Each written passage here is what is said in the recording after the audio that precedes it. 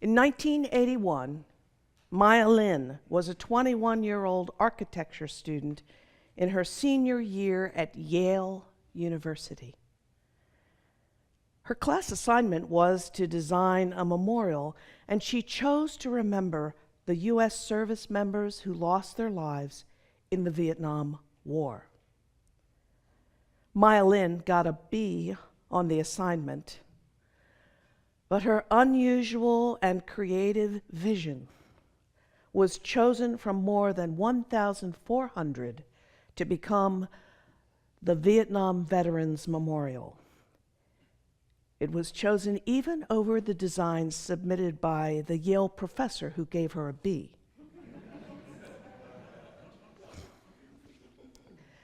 Maya Lin's drawing showed a wall rising from a sunken walkway and bearing the names of the 58,000 dead and missing in action. People decried this design. It was unconventional. It had no image of a valiant warrior. It wasn't a larger-than-life statue on a pedestal. It was too simple, they said. It was not respectful. At the time, I looked at the drawings. They were published in the newspaper. I listened to the debate, and I wondered whether I had sufficient knowledge to evaluate the merits of the controversy. I decided to suspend judgment. After the Vietnam Veterans Memorial was finished, one sunny spring day, I went to the National Mall to see for myself. First, I visited the Lincoln Memorial. I read Abraham Lincoln's sobering reflections about war and the limits of human wisdom.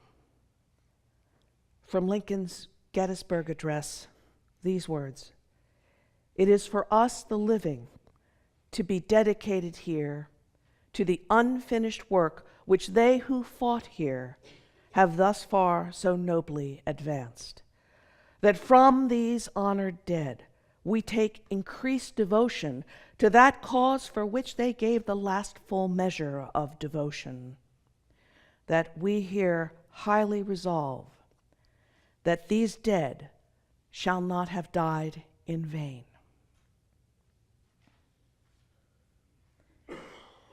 As I left the interior of the Lincoln Memorial, I squinted in the bright sunlight, gazing over the reflecting pool. I couldn't see the entrance to the Vietnam Memorial, but I knew where it was supposed to be. After a glance at the Washington Monument, towering at the other end of the mall, I descended the high, wide staircase of Lincoln's Memorial. And when I'd reached the ground, I continued on to the grove of trees that sheltered the Vietnam Veterans Memorial, set off to one side of the reflecting pool. I will never forget that first walk to the Vietnam Memorial. The path slanted gently downward, inviting entry. As I descended, the wall rose above me, each step taking me deeper and deeper into the Hall of the Dead. Here and there, people had placed flowers or ribbons at the base of the wall. But the names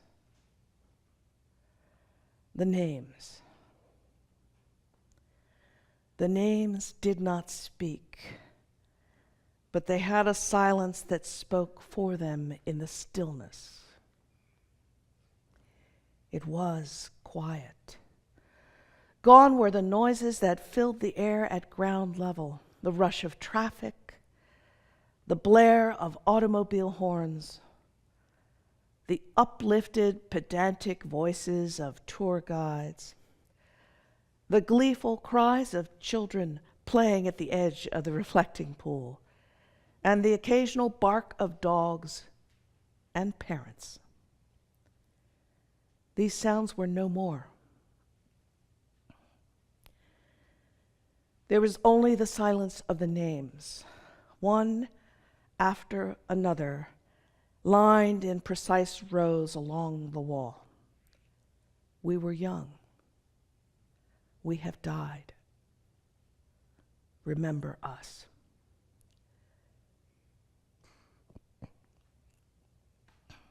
Near the midpoint of the walkway, in the deepest part of the memorial,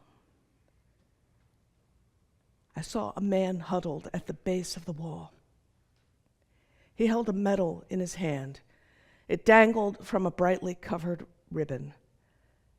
The man knelt, his head pressed against the wall, his hand lifted to touch a single name. Tears streamed down his face.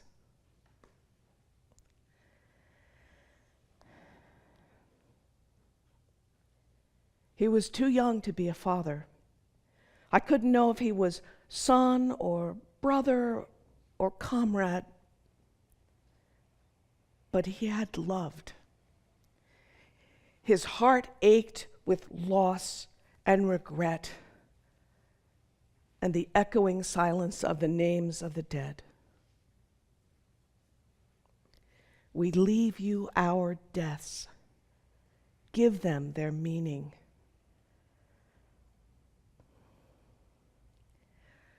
Like other quiet walkers, I passed gently by, feeling his loss and knowing it was also my own.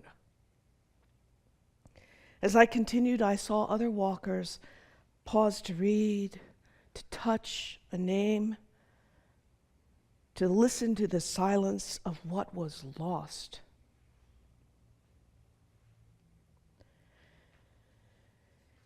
In this room today, there are many stories of loss. Some of us know some of those stories, but no one can know all the stories, all the losses that those gathered here have suffered. Whether those losses are connected to war, whether they are the losses of other suffering, each one of us has known loss. Sometimes we try not to remember, but inevitably we do. And we wonder, why? Why must we suffer? If we were to list our losses like names on a wall, what would they mean? I'm sure of only one thing. The meaning is what we make afterwards. No loss, no matter how significant, comes with its meaning inscribed. Each loss is a name on a wall, etched in our consciousness, palpable, unforgettable. If our losses are to have any meaning at all, that meaning must come from what we do after we move out of the depths and into the sunlight. It's pointless to shackle ourselves to the place of our deepest despair. We are innocent, we are guilty, we are human. The meaning of the loss doesn't come from the loss. The loss doesn't express its own meaning. The meaning comes from ourselves. We are the ones who take and shape a loss. We make the meaning. It is our task to understand the loss as an unanswered question, a resolute doubt. This is courage. This is what stirs the soul to be strong, the resolve to make a loss meaningful by our response. History, despite its wrenching pain, cannot be unlived, but if lived with courage, need not be lived again. It is our greatest, most difficult task to rise from beside the wailing wall and steel ourselves upright. The meaning of our losses, the meaning of our lives, is not for someone else to answer. Meaning is the question life asks of us. If we let go of conventional assumptions, if we have courage, our whole lives can shape the answer. It doesn't matter what age we are when we have this thought. We may look back and see how our lives have or have not given meaning to the losses we've suffered. And with each new day, we begin again.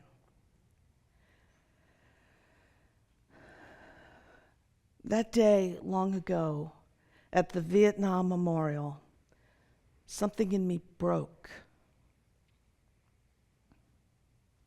And from the broken place, something new emerged. Ground is broken for graves, for gardens. The chunk scrape of the shovel echoes in memory on sunlit days. I walked deep into the Vietnam Veterans Memorial on a sunny spring day. The base of the memorial was dark with loss and the names of young, dead soldiers. I walked on, and when I emerged, a resolve had sprouted from my soul's broken earth. I watered it with my tears. Never again. Abraham Lincoln, at his second inauguration, faced the aftermath of a terrible war. He described for all of America's citizens the task ahead, to bind up the nation's wounds, to care for him who shall have borne the battle, and for his widow and for his orphan, to do all which may achieve and cherish a just and lasting peace among ourselves and with all nations. There have been many wars since. From each one rise the voices of young soldiers who have died. If we hear those voices, if we listen to those voices, we hear too the echo of Abraham Lincoln's plea, do all to achieve a just and lasting peace. On Memorial Day, we honor those who died for ideals we cherish. We remember them. Platitudes are readily available in America today.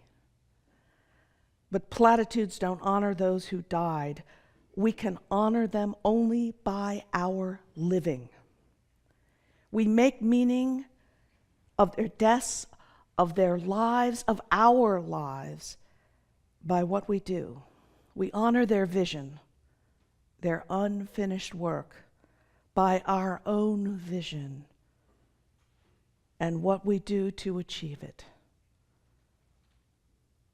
We honor their courage in dying by our courage in living, by living in a way that honors what lies within every human heart, the longing for peace and a new hope.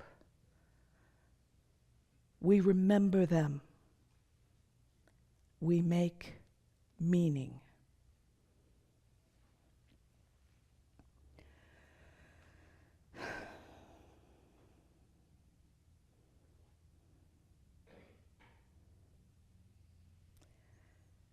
In 1913, Catherine Lee Bates wrote the poem that we know as the words to America the Beautiful, our closing song. And just a word about this song. It might sound as if Catherine Lee Bates meant to praise America for its perfection, or that she meant to assert that God at some point in American history blessed all of America's actions then and for the future. But as we sing this song, listen carefully. The words are not praise. The words are a plea, a prayer for America to confirm its soul in self-control, its liberty in law. The words are a plea for the God of Catherine's heart to bless an America that sorely needs blessing, then and now. And though her reference to pilgrim feet ignores something we acknowledge today, the impact of colonists on the original inhabitants of this land. In 1913, Bates, at a time when immigration was deeply in question, sought to honor the difficult journey of immigrants and refugees. So now let's sing together this heartfelt plea for an America whose values and policies live up to its natural beauty. Please rise in body or spirit.